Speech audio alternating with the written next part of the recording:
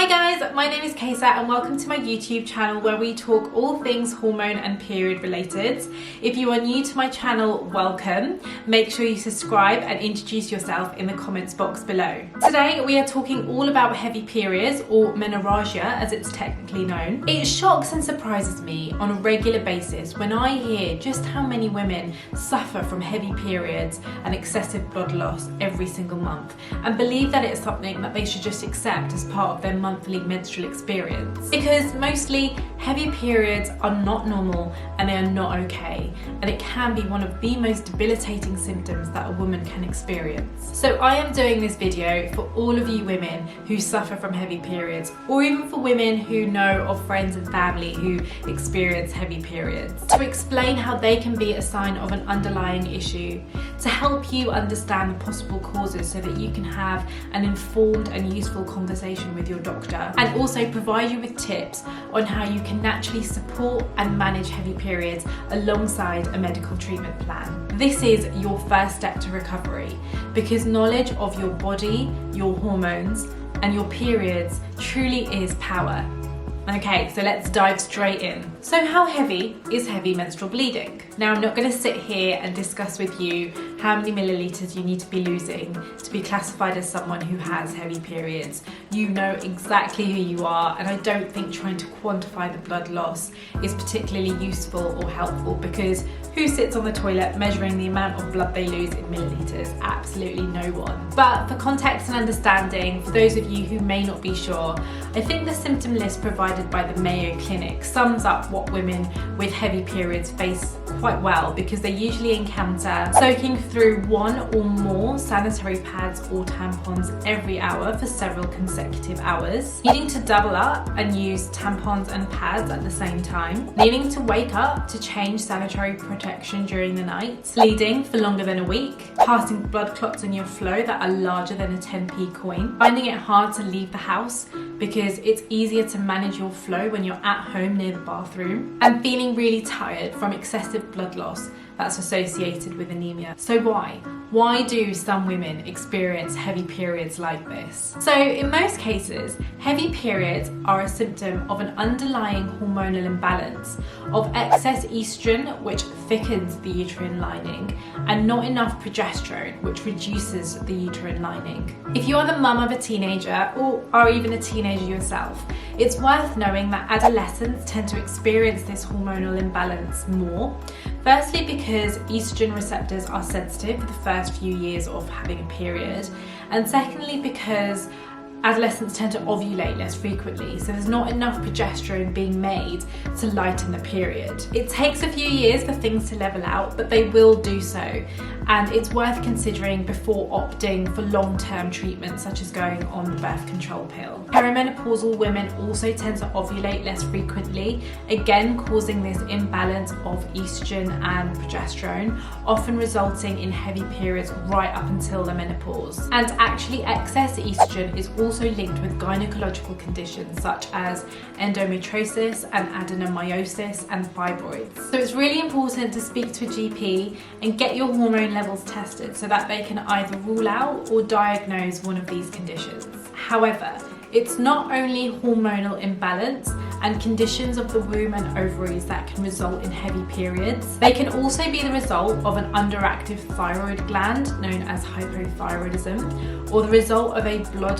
clotting disorder called von Willebrand disease. So don't be surprised if your doctor wants to test for these conditions, if only to rule them out. And for those of you who use the copper IUD or coil for contraception, you may already know this, but it is known to make your periods heavier for about 3 to 6 months after insertion, possibly because of vascular changes that occur in your uterus. So there are quite a few possible causes for heavy periods, which is why it's so important for you to work alongside a medical professional to determine the exact cause for you.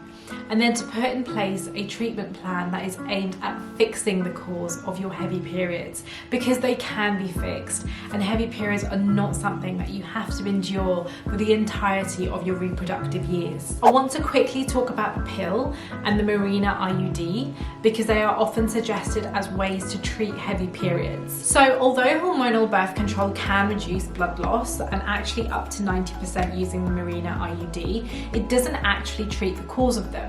So it's very likely that when you come off the pill, your body will revert back to experiencing very heavy periods.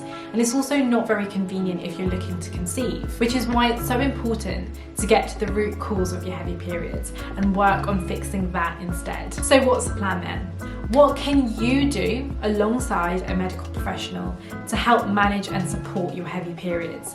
Here are my top 6 tips. Number 1, make use of ibuprofen during your period. It can reduce blood flow by up to half, making it a really simple and useful intervention. It's by no means a long-term solution, but it's great to use whilst you're waiting for other interventions to have a preventative effect. Number 2, because of the excessive blood loss, supplementing with iron can really help your body to recover, and it can also help to prevent further excessive loss. Great iron-rich foods that you can include in your diet are beans, green leafy vegetables, nuts, and red meat. Number 3, try supplementing with turmeric or curcumin, because it is known for reducing heavy periods and can also reduce severe menstrual cramps. Number 4, add plenty of phytoestrogens and essential fatty acids into your diet, because both of these nutrients are known to increase the level of beneficial prostaglandins in your system, which help to reduce blood flow. There are so many sources of phytoestrogens, and these include chickpeas, kidney beans, flaxseed, garlic, celery, cruciferous vegetables, which include Brussels sprouts, cabbage and kale. And sources of essential fatty acids include green leafy vegetables, flax seeds, nuts, seeds, and oily fish such as salmon, herring, mackerel and sardines. Number 5, so estrogen is usually cleared through your liver and your bowel. So there are 3 things that you need to focus on to really help your body get rid of all of this excess estrogen. So the first thing you want to do is you want to maintain a healthy gut. So eating fermented foods like kimchi, kefir, sauerkraut, these are all natural sources of probiotics which support the good bacteria in your gut. You also want to be cutting out too much refined sugar and sweets, and cutting back on alcohol, and avoid taking antibiotics unnecessarily. The second thing that you want to do is fill your diet with foods that naturally aid the liver's detoxifying process. These foods include good quality protein, foods that are rich in glutathione, so things like broccoli, asparagus, carrots, spinach, foods rich in selenium, so that's things like oats, Brazil nuts, poultry and eggs, and lots of coriander. And lastly, you want to increase the intake of dietary fibre to support estrogen detoxification via your colon.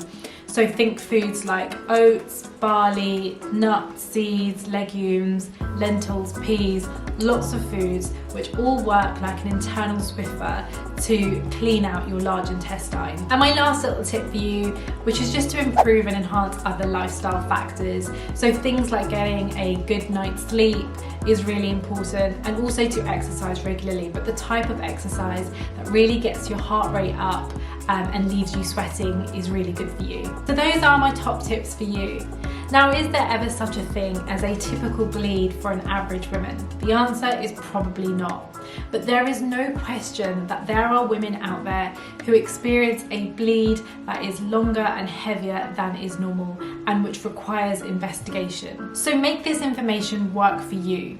Speak to your doctor, address the underlying cause of your heavy periods, and then work together to formulate a treatment plan that works for you. And in parallel, There are so many things that are in your control that you can be doing on a daily basis, like the things I just mentioned, that can help to reduce blood loss. If you have any questions or comments about anything that I've discussed today, then please let me know in the comments box below and I'll get back to you as soon as I can. In the meantime, I hope you've enjoyed this video. Please give it a thumbs up if you've liked it. And if you want to continue to learn more about your body and your hormones, then subscribe to my channel right now and you'll be the first to know when my next video has been uploaded.